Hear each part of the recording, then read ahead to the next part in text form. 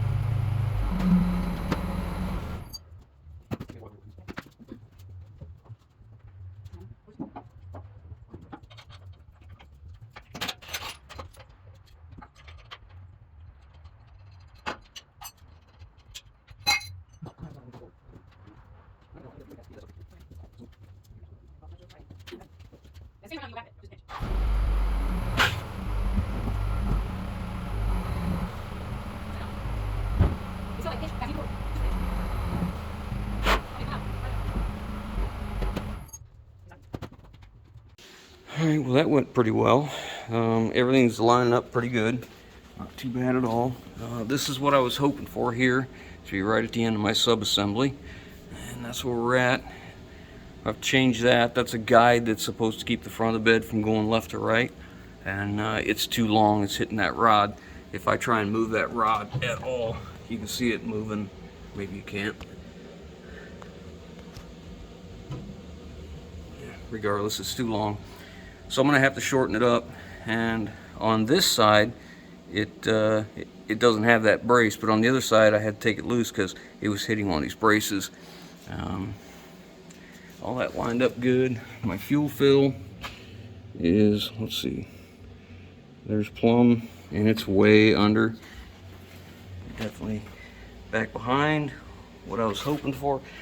I just wanted that fuel fill underneath the bed so it's not getting ripped off. You know, it's behind this plane here, and I wanted the mud flaps out where you could see this light but not be too far out. Let's see, right about there is plumb, so you can see it's just slightly under. I like that. That worked out well. We've got the overhang, which is exactly what we thought we'd have. It was right about 6 inches. We're not squared to the truck yet. The body needs to go this way. You can see it right there. So what we're going to do is get it squared to the truck, and then clean everything up and get it ready to weld. If you notice in the camera, I grabbed an impact. I had to pull that bracket off right there. Let's see if I can get some light here. That bracket was mounted right here, and it interfered with that cross member support, so I have to take it loose. So I'm just gonna use this hole, drill one more hole, and I'll just shorten those two things up because they're just too long. They just interfere on the one side but not the other. I don't know if I should just leave one alone, just cut the one side. I don't know, I don't like things not the same, but I'd like it to be as high as it can be. That'd be very beneficial for sure. All right, we are making progress. I have got the hinge points welded inside and outside on both hinge points. And I've got the lift assembly welded into place, and I started doing the wiring. I really don't care for this wiring. I mean, they made a raceway, but it's really not long enough to protect the wire, in my opinion. But whatever, it is what it is. And we started to put the lights in. Got the lights back here finished up. I got it plugged in here, and this is the harness that runs up to the front. Man, look how much extra wires here. I mean, I'll just have to zip tie it. But since it runs through there, I'm gonna go ahead and put it in loom before I run it through here, because that'll just sit there and vibrate and cut through.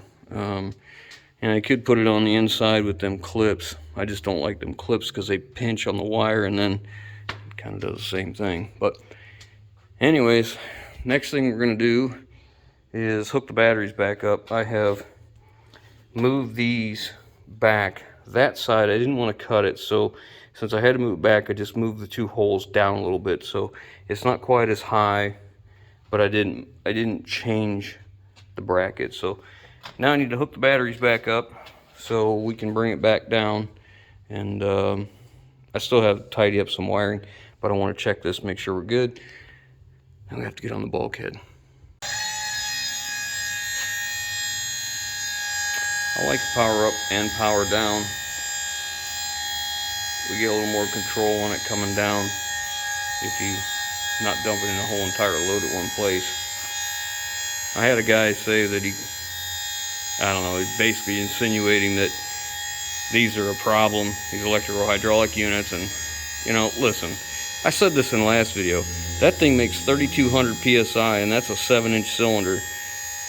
If this won't lift it, well, plus we got about 6 inches of overhang. If this won't lift whatever you put in here, you are so grossly overloaded on the bed and the truck, it's not funny. This thing does all right. Let me check this. Oh yeah, yeah. Keep going. Stop. Stop. Okay. All right. Now we want to check everything and make sure that we're sitting flat everywhere and that nothing's pinched or an issue. I got to touch up. I got a wire brush where I welded, and then we're gonna paint that. Get some paint on it. But yeah, everything looks good.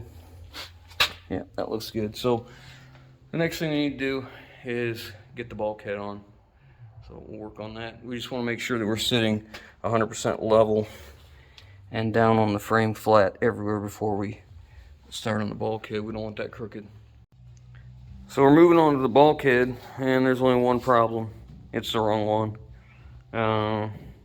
I need from there down 25 inches of metal, as in this needs to come down here 25 inches, which is like right in here. So we got a 6-inch gap, and then there's only one bolt catching it. So that's not gonna work. If you can see the cab protector on the rollback here, I called the place that I got it from and asked them if they had another one, and he said, shoot. He says, just bring yours back. He says, as long as it's in good condition, we'll just charge you the upgrade for the taller one, and we'll just swap it out for you. So that's what I'm gonna do. Worst case, you know, they won't take it. Maybe, I mean, it doesn't have any scratches or anything on it, but yeah, you just never know. But I sure appreciate them being willing to take a look at it and swap it out for me. So we'll go see what happens. So I'm here. They're gonna swap me out. The upcharge to go to the longer one's 175 bucks, and quite honestly, I don't really think I could do all that work, and for 175 bucks, it isn't worth it. So I'm happy to pay that. All right, I got the other one unloaded. It's sitting on the forks here, and I'm doing the layout now. I probably should have. It would have been much easier if I'd put this on the bed before I mounted the bed. But I didn't think of that.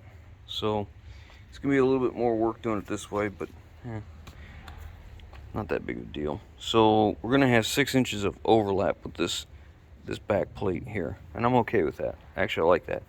So what I'm going to do is start laying out all my holes. I've measured everything, and I think I'm going to do it from in the bed, so it's a lot easier. I got more room for the mag drill to work. I'm going to use an annular cutter to cut these holes. So I'll get up here and lay it all out. All right, I got this laid out. I had to do it a couple different ways. There was some interference on the outside, but I've just drilled the top 2 holes. We're going to back it out.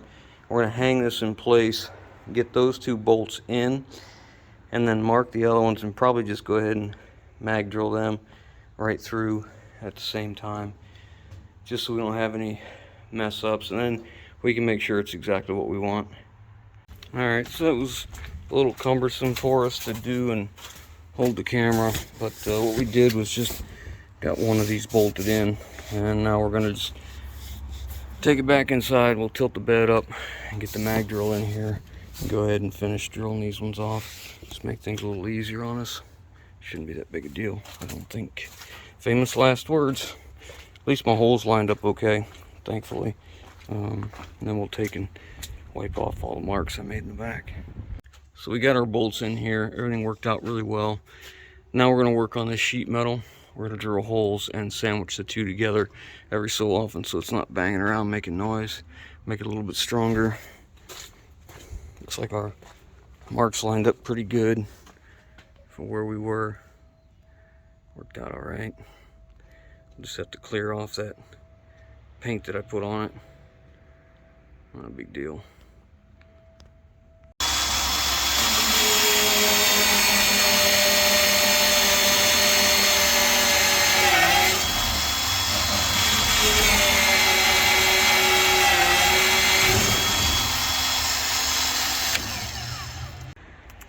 Alright, it is bolted in. It ain't moving. Plenty good and strong. Okay, now we have to run the wires up, and apparently they need to come up on this side and then come up into here and then go across. So I'll have to take the wiring from that side and move it over to this side, unless I just bring it across the front and then up. I don't know. Let's see what we can figure out.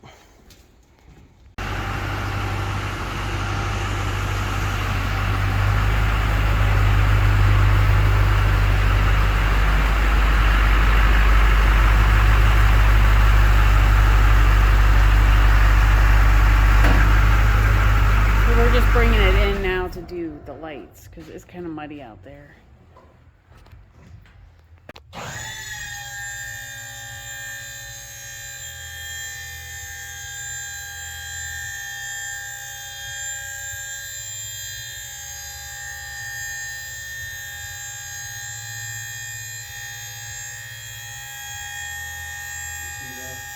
Yeah, you're okay still.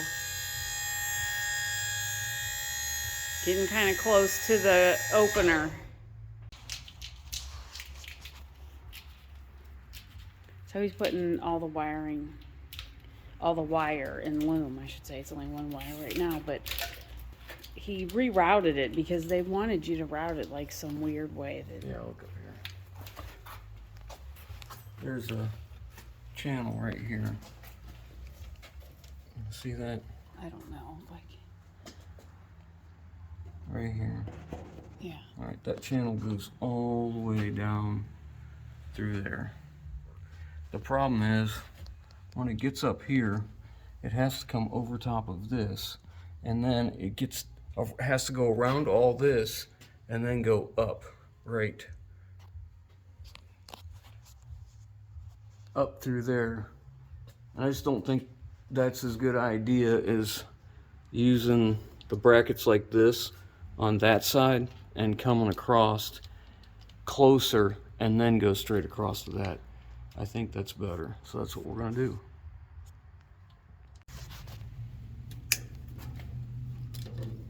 So we just drill a hole here on the front beam, and I'm gonna do the same thing across there, and then just zip tie the wire to that so it won't get hurt, won't get damaged.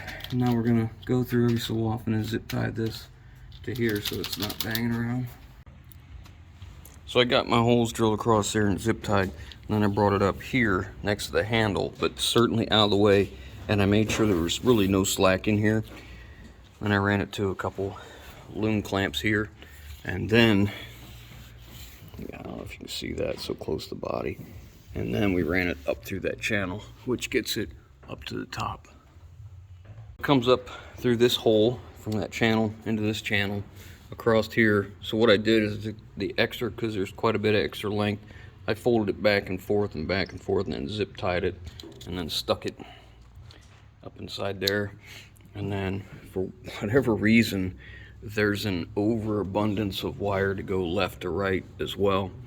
So I did the same thing here. I went back and forth, zip tied it, stuck it in. I'm not cutting that stuff. It's a shame this is as scratched up as it is, but yeah, whatever. I mean, it's new, but it's a dump truck, so it's gonna get scratched up. So now what we gotta do is get down and test the lights. That one don't work. Let me check the back. It's working. That's working. Give me a left turn. Turn key on.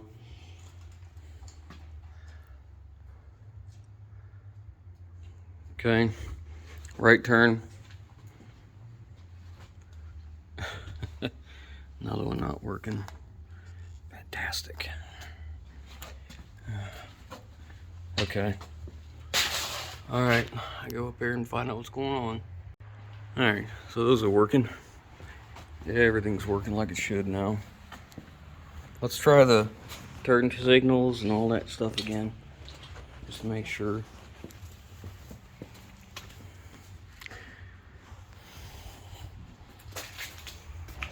Still got to do something to that 3-center ID light.